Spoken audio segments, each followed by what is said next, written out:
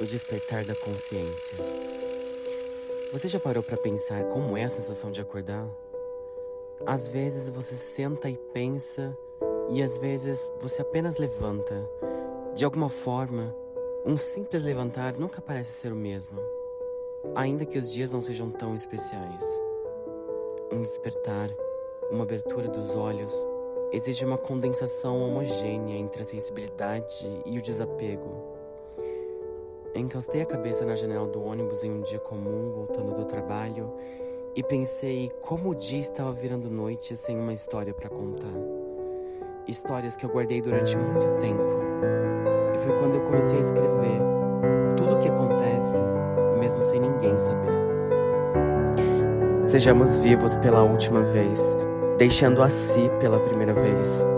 Contornei cada letra daquele papel com a tinta da vida dupla que meu coração insistia em trabalhar. E por um instante, tudo parou junto comigo. Pensei em quantas vezes eu já não havia mudado pela metamorfose do inconsciente. Transbordei litros de libertação, derramei lágrimas de titânio, prevaleci sobre os fortes que se sentiam bons demais para sentir.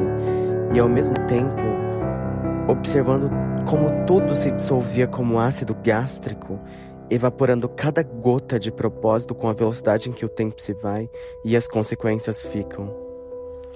Eu me roubei e precisava muito me devolver para mim. Mas eu não quero viver as consequências de simplesmente existir.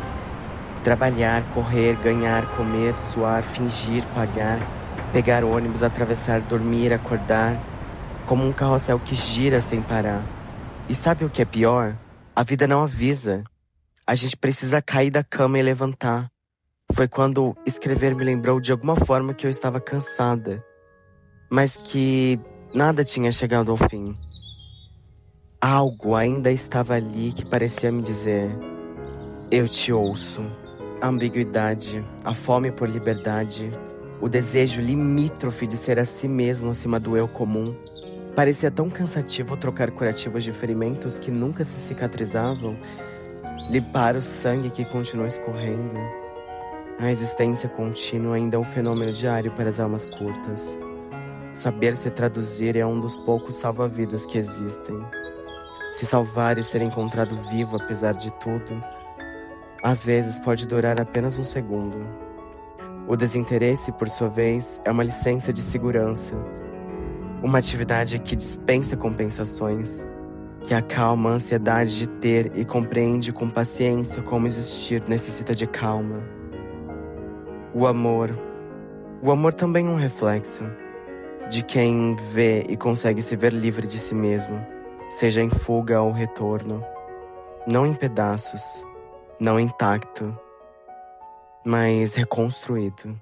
Ainda que esse sentimento esteja perto de se proliferar, nossas percepções não se agarram totalmente à sua autoridade.